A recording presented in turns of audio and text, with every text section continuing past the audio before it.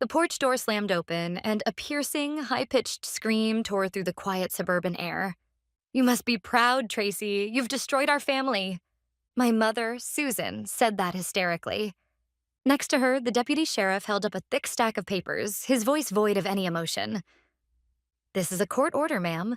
You are to vacate immediately. This is your final notice.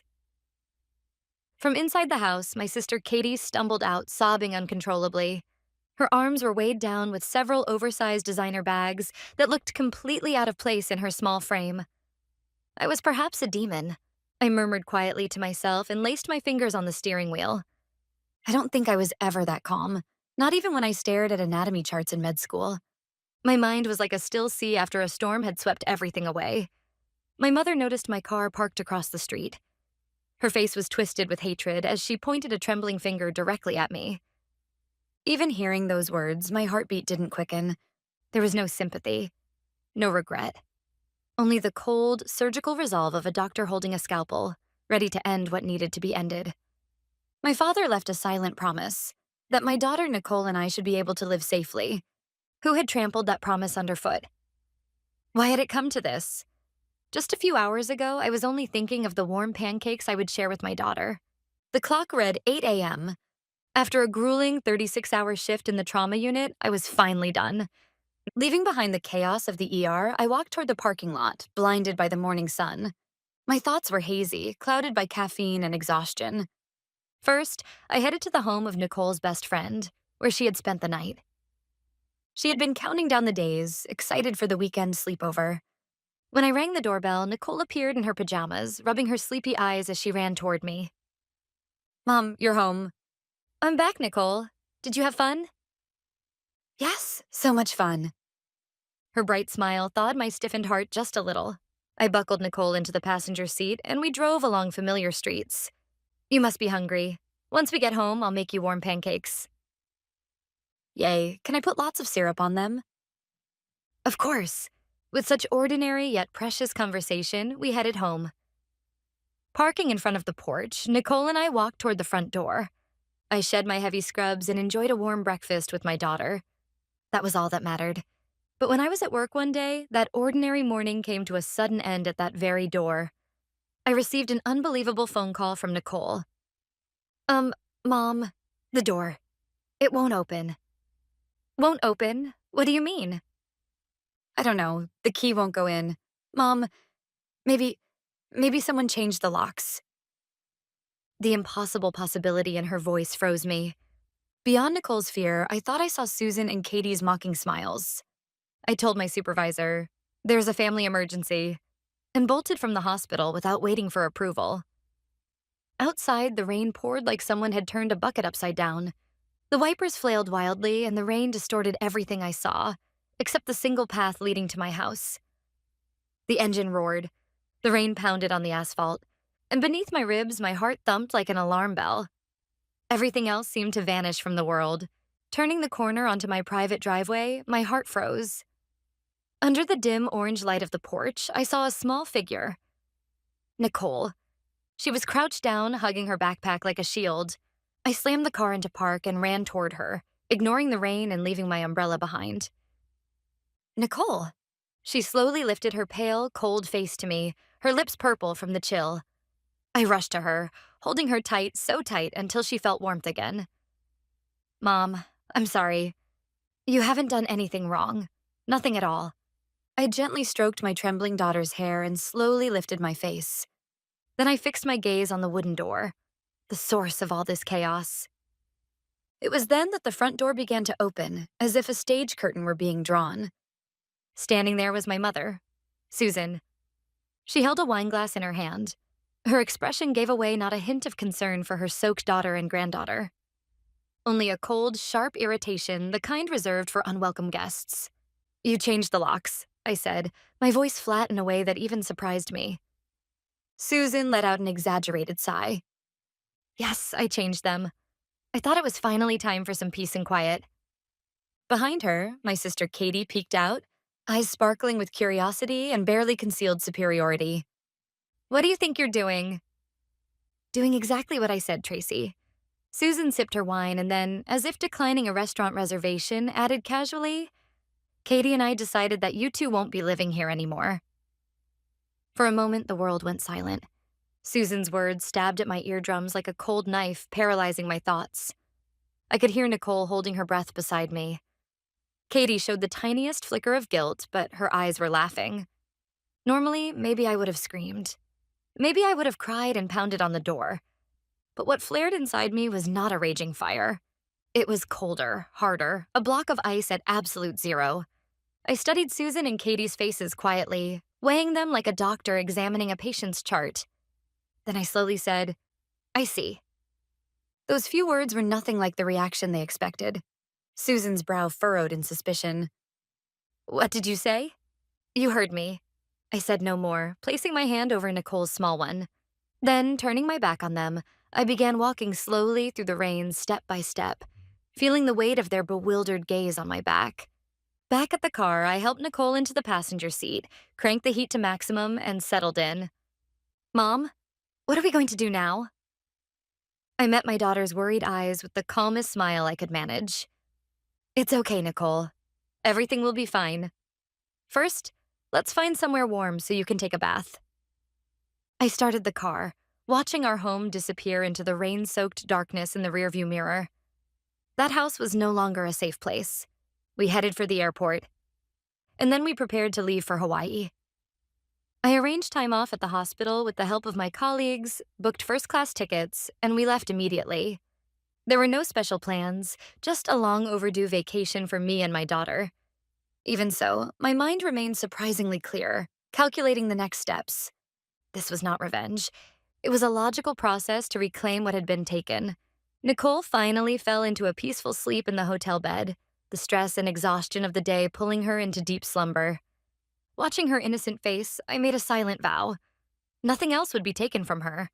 I opened my briefcase and carefully pulled out a thick manila envelope.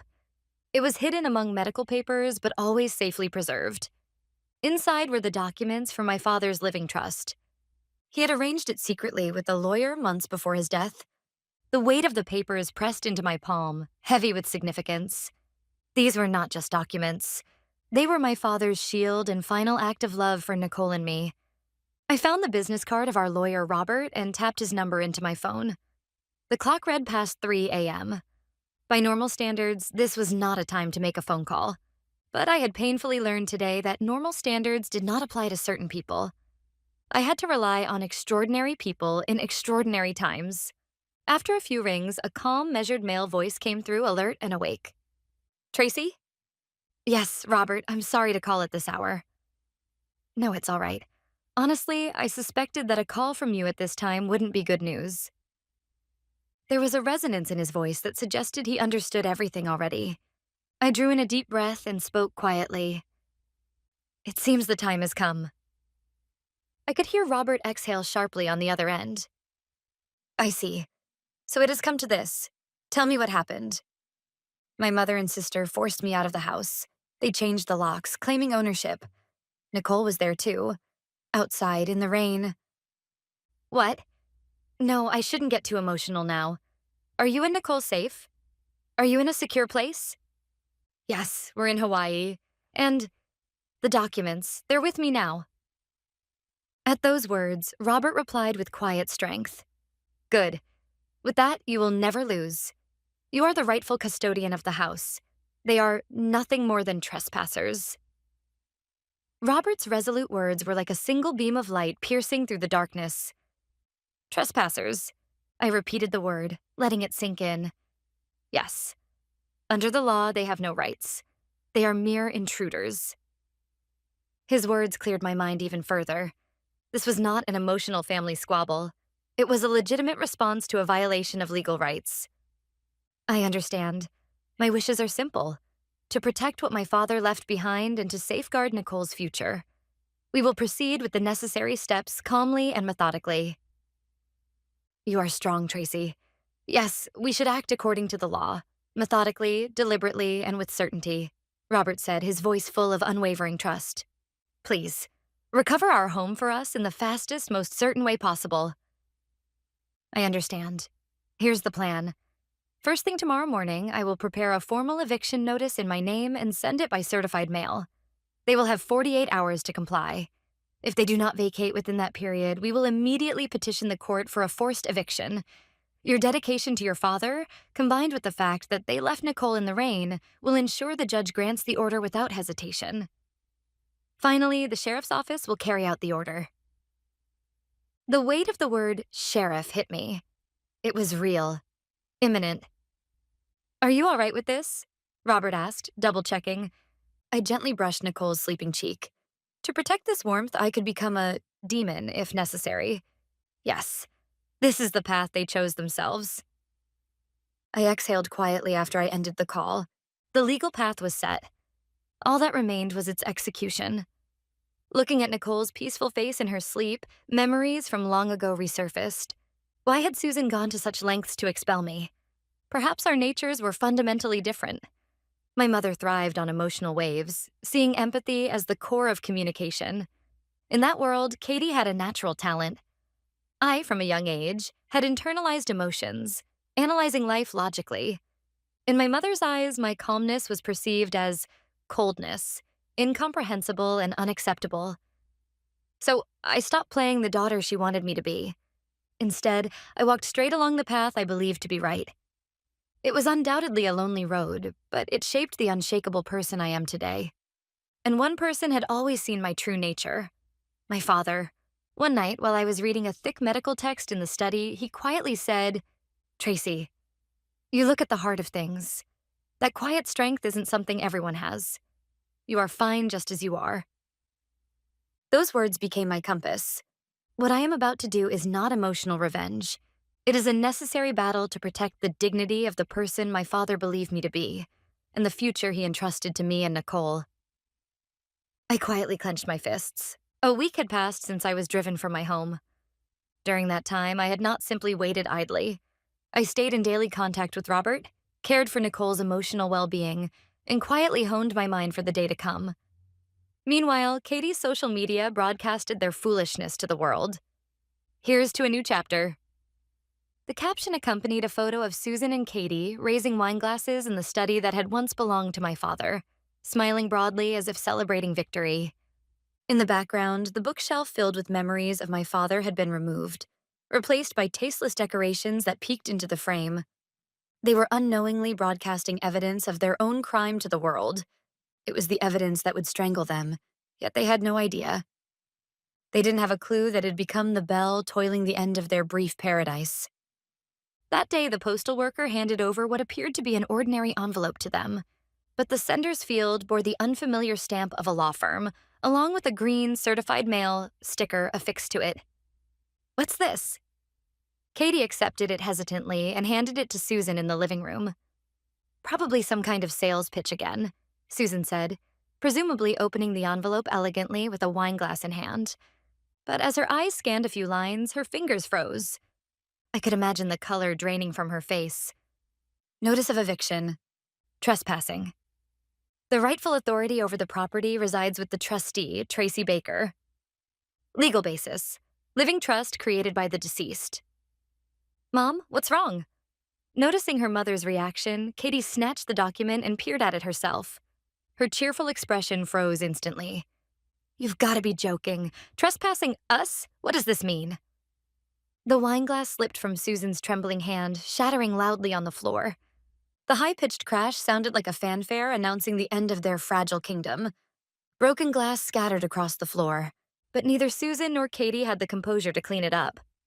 "What does this mean? That girl sent us this. How dare she?" Susan broke the silence first. Her voice trembled with anger, yet beneath it there was undeniable unease. "It's your fault, Mom," Katie shrieked. "You said, no worries. Tracy can't do anything." "Remember? So what is this living trust nonsense?" "My fault. You were the one celebrating getting this big house." Just a week ago, they had sat on the same sofa, laughed, and shared dreams. Now they were like wild animals, clawing at each other, tossing the responsibility ball back and forth, desperate to avoid it themselves. "Anyway, call our lawyer. We need our lawyer right now," Susan yelled. Katie hurriedly grabbed her smartphone to call a small, family-run law firm. the same lawyer who had helped with my father's will once. From the speakerphone came a disinterested male voice. Yes, yes. So what does the document say? It says we're trespassing. Us. Tracy is behind this. You have to fix this. Susan ranted. Please calm down, ma'am. What legal basis does the document cite? Katie read the words aloud with a trembling voice. Living, trust, basis, trustee, Tracy. On the other end, I could hear the lawyer exhale deeply, the weight of it evident. A living trust. And the trustee is Tracy? That's what I'm saying. Can't you do something about it? Susan shouted, barely containing her frustration. I'm afraid, ma'am, that legally you have no standing in this matter. The two of them were left speechless by that merciless declaration. The lawyer's words must have sounded as if they came from a distant, unreachable world. The 48-hour eviction notice passed, yet the house door remained firmly closed. Susan probably insisted, "What's wrong with me living in my husband's house?" Katie deleted all social media posts, fearful and clinging to her mother's authority. Then came the fateful Thursday morning. We returned from Hawaii and parked across the street. Nicole sat beside me, witnessing the reality and our new beginning. At exactly 10 a.m., a single sheriff's patrol car quietly pulled up in front of the house. Two sturdy deputy sheriffs stepped out. Without unnecessary movements, they climbed the porch steps and knocked on the door with solemn precision. From this point on, the scene seemed to unfold in slow motion. The door burst open and Susan appeared, her face twisted in fury. What is the meaning of this? This is a court-issued eviction notice. You have 15 minutes to gather your personal belongings and vacate the premises.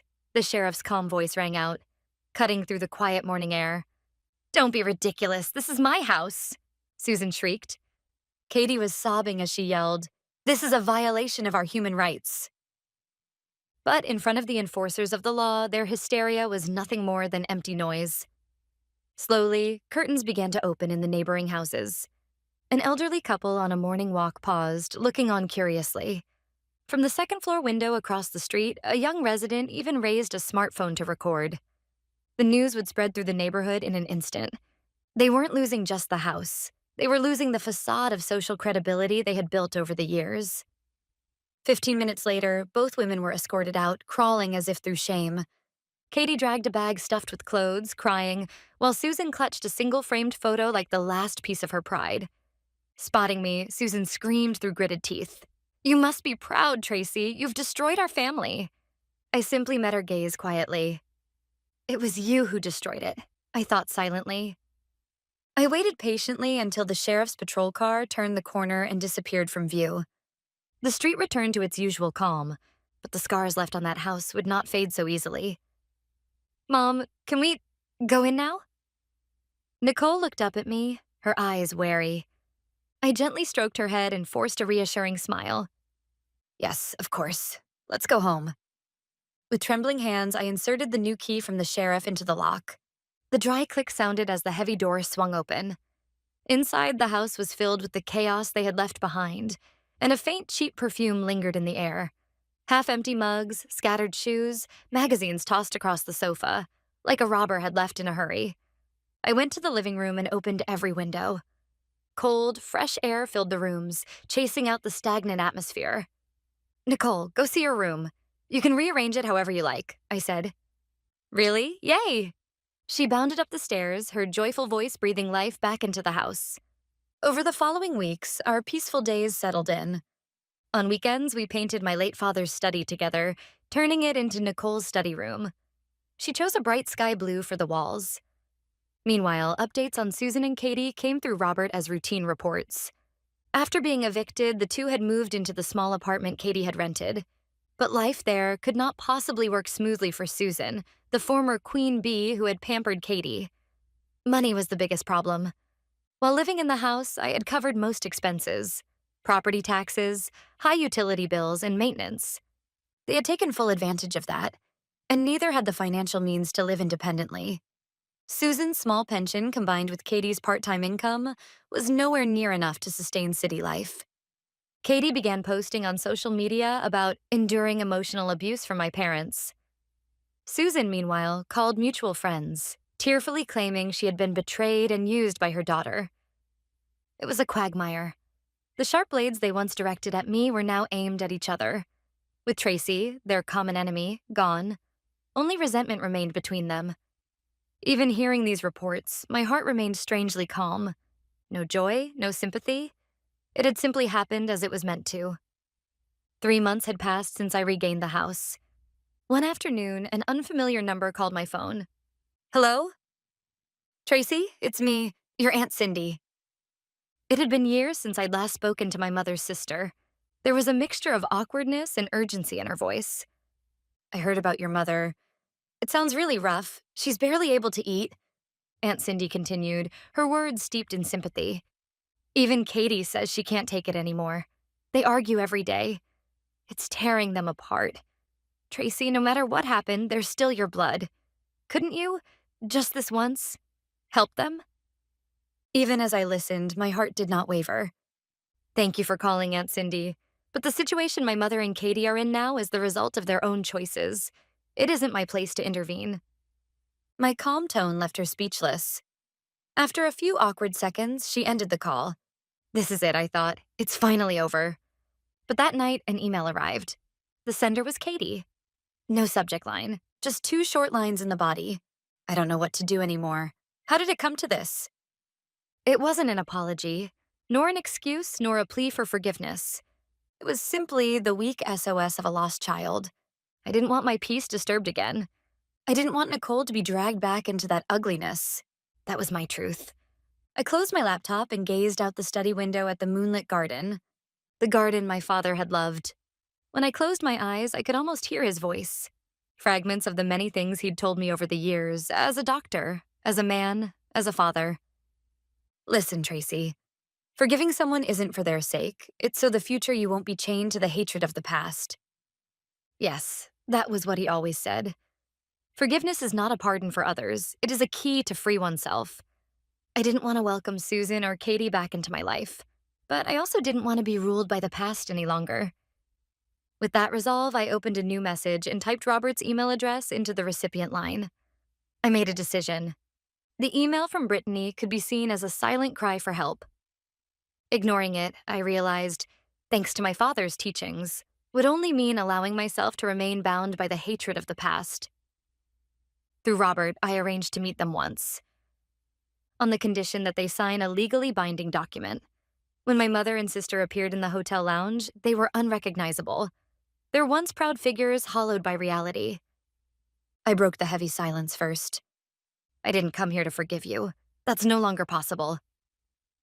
My voice was calm but final, but I will stop hating you. For me, and for Nicole.